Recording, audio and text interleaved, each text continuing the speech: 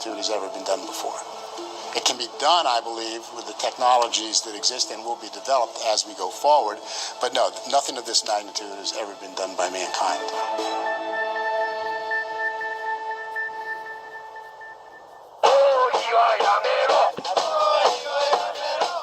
They are being watched by a scared, skeptical populace. And unfortunately, scientists can offer little reassurance. Biophysicist David Brenner is director of the Center for Radiological Research here at Columbia University Medical Center. In my opinion, everybody who lived in Fukushima Prefecture and even outside who got some very low level of radiation exposure, and that's pretty well everybody, would be subject to a very small increase in cancer risk. But beyond that, scientists cannot say anything conclusive about their long-term risk of developing cancer or genetic defects. The individuals in Fukushima Prefecture want to know what are the real effects of the radiation that I was exposed to. And we can't give them the answers that they need, and that's a really unfortunate situation. I personally find it a very frustrating situation. About 18,000 people died as a result of the earthquake and tsunami on March 11th, 2011. But no one has died by radiation from the meltdowns.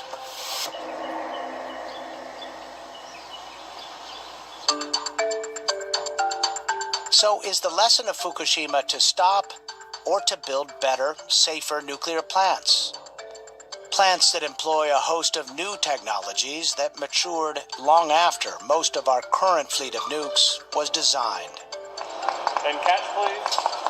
I think the right interpretation of the accident at Fukushima is we should go all out on nuclear innovation. If the Japanese had replaced these elderly plants with modern plants, Fukushima wouldn't have happened.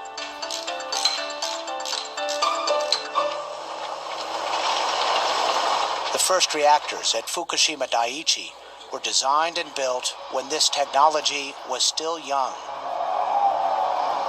The Fukushima plant designed in the 1960s was literally a slide rule era plant. You know, there's a few calculations in that era they could have done on a mainframe, but that mainframe has less power certainly than you do in your cell phone. The design that failed at Fukushima is an early model boiling water reactor.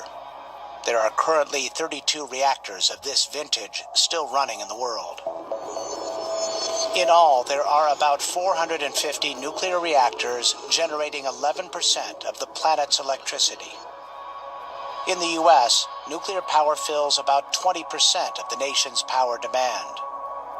The vast majority of nuclear power plants were built with technology and techniques from the 60s and 70s and are water-cooled.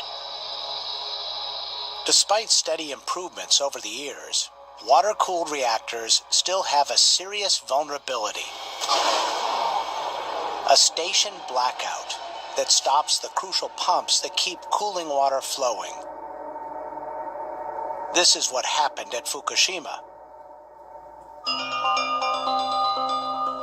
To make fission robust enough to generate power, uranium is enriched, shaped into pellets, and then stacked into fuel rods. This ensures lots of uranium atoms are close enough to each other to allow a healthy chain reaction. To manage the rate of the reaction, control rods that absorb neutrons are moved in and out of spaces among the fuel. During an emergency shutdown or scram, the control rods are pushed all the way in, terminating the chain reaction. The earthquake of March 11, 2011 prompted an automatic scram at Fukushima. But it also brought down the crucial transmission lines that connected the plant to the power grid.